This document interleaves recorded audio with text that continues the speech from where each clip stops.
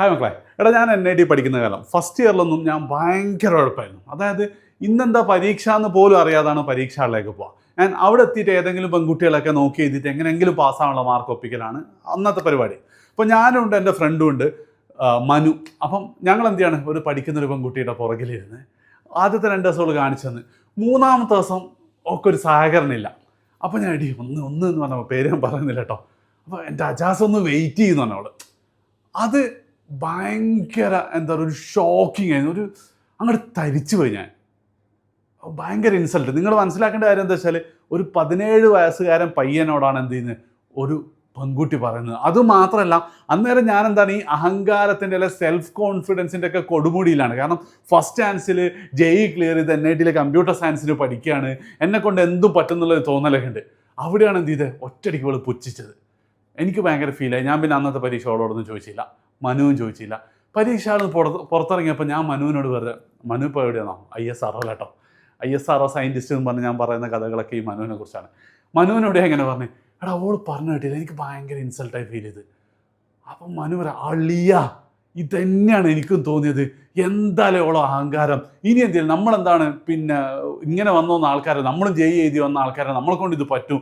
Daily ഒരു മണിക്കൂർ നമ്മൾ പഠിക്കുകയാണെങ്കിൽ എന്താണ്, പുഷ്പം പോലെ പരീക്ഷയൊക്കെ എഴുതാൻ പറ്റും. അതുകൊണ്ട് അജാസ് ഇനി മുതൽ എന്താണ്, നമ്മൾ ഡെയിലി 1 മണിക്കൂർ പഠിക്കുക, എന്നിട്ട് അവളൊക്കെ മാർക്ക് വാങ്ങുന്നത് പറഞ്ഞ് വൻ തീരുമാനമൊക്കെ. ആൻഡ് അന്നേരം ഞങ്ങളെടുത്ത ആ തീരുമാനത്തിൻ്റെ ഫയറൊക്കെ കണ്ടപ്പോൾ വിചാരിച്ച് ഭാവി രക്ഷപ്പെട്ടു എന്നൊക്കെയാണ്.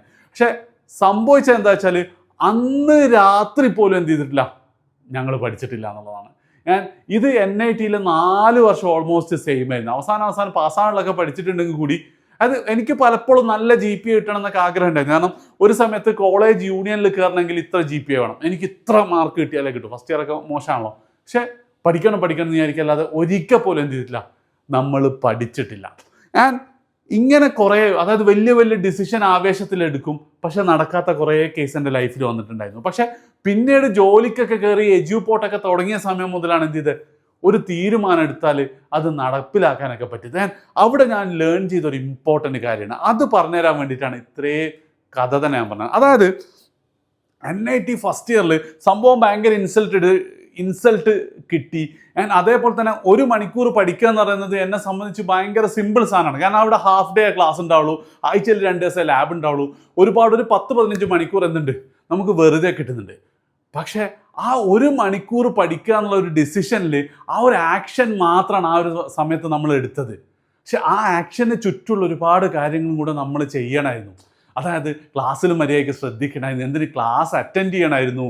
അതേപോലെ തന്നെ ടോപ്പ് മാർക്ക് വാങ്ങുന്ന കുട്ടികൾക്ക് എന്തൊക്കെ ക്യാരക്ടർ ഉണ്ടോ ആ ക്യാരക്ടറൊക്കെ ബിൽഡ് ചെയ്താൽ മാത്രമേ ഡെയിലി 1 മണിക്കൂർ പഠിക്കാൻ പറ്റുള്ളൂ എന്ന് പിന്നെയാണ് ഞാൻ മനസ്സിലാക്കിയത്. അത് ക്ലാസ്സിൽ മര്യാദയ്ക്ക് ശ്രദ്ധിക്കണം. പിന്നെന്താ, ക്ലാസ് കഴിഞ്ഞാൽ വെറുതെ ഇങ്ങനെ ഫ്രണ്ട്സിൻ്റെ കൂടെ അലമ്പ് കളിച്ച് നടക്കരുത്.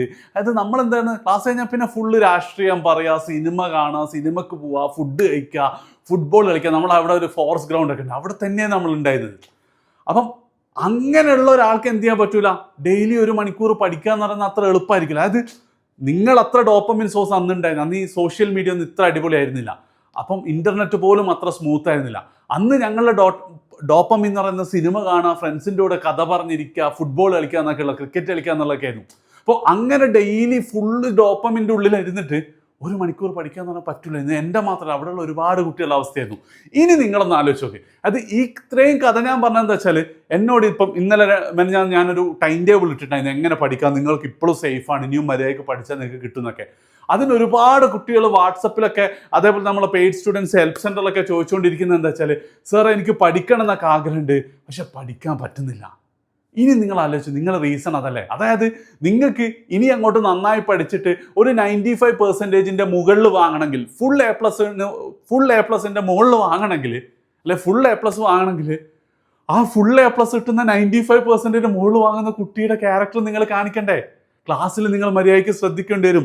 ക്ലാസ് കഴിഞ്ഞിട്ട് വല്ലപ്പോഴും ഒക്കെ ഫ്രണ്ട്സിൻ്റെ കൂടെ കറങ്ങാൻ പോകുന്നതൊക്കെ മര്യാദയ്ക്ക് വീട്ടിലെത്തണം.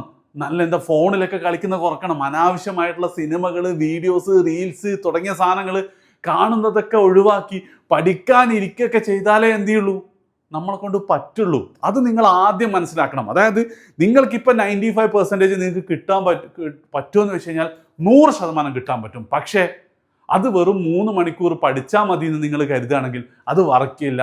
3 മണിക്കൂർ പോയിട്ട് 1 മണിക്കൂർ പോലും എല്ലാ ദിവസവും നിങ്ങളെ കൊണ്ട് പഠിക്കാൻ പറ്റില്ല. നിങ്ങൾ എന്ത് ചെയ്യണം?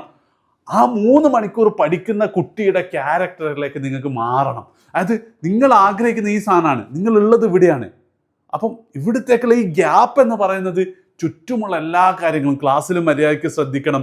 വെറുതെ എന്ത് ചെയ്യരുത്, സമയം കളയരുത്. ഈ ചില കുട്ടികളൊക്കെ ഉണ്ട്, വാട്സപ്പ് ഗ്രൂപ്പും ടെലിഗ്രാം ഗ്രൂപ്പും ഫുട്ബോൾ ഫൈറ്റ് ക്ലബ്ബൊക്കെ ഉണ്ട്. അതിലൊക്കെ എത്ര സമയം കളയുന്നത്. അങ്ങനെ കളഞ്ഞവരൊക്കെ എന്തിനാ ഒരു 5 മിനിറ്റിന് ശേഷം നേരെ സ്വിച്ച് ഇട്ട പോലെ പഠിക്കാനിരിക്കാനാവില്ല. അപ്പം നിങ്ങളിപ്പം ചെയ്യേണ്ടത് എങ്ങനെയൊക്കെയാണ് നിങ്ങളുടെ സമയം പോകുന്നത്, എവിടെയൊക്കെയാണ് നിങ്ങൾക്ക് ആ ഒരു ടോപ്പറുടെ ക്യാരക്ടർ ബിൽഡ് ചെയ്യാൻ പറ്റുക, എവിടെയൊക്കെയാണ് നിങ്ങൾ ലാക്ക് ചെയ്യുന്നതെന്ന് നോക്കിയിട്ട് 1 by 1 ഓരോന്നായിട്ട് നിങ്ങളൊന്ന് ഫിക്സ് ചെയ്തൊക്കെ. ഇനിയും നിങ്ങൾക്ക് സമയമുണ്ട്.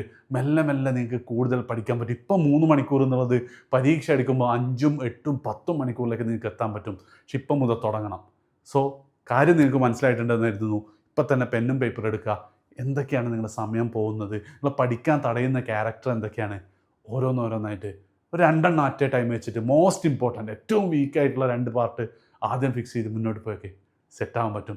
ഉറപ്പായിട്ടും +1 റിസൾട്ട് വരുമ്പോൾ 95% മുകളിലുണ്ടാവും. വീഡിയോ ഇഷ്ടപ്പെട്ടിട്ടുണ്ടെങ്കിൽ നിങ്ങളെ ഇഷ്ടപ്പെട്ട ഫ്രണ്ട്സിനും കൂടി ഷെയർ ചെയ്ത് കൊടുക്കുക.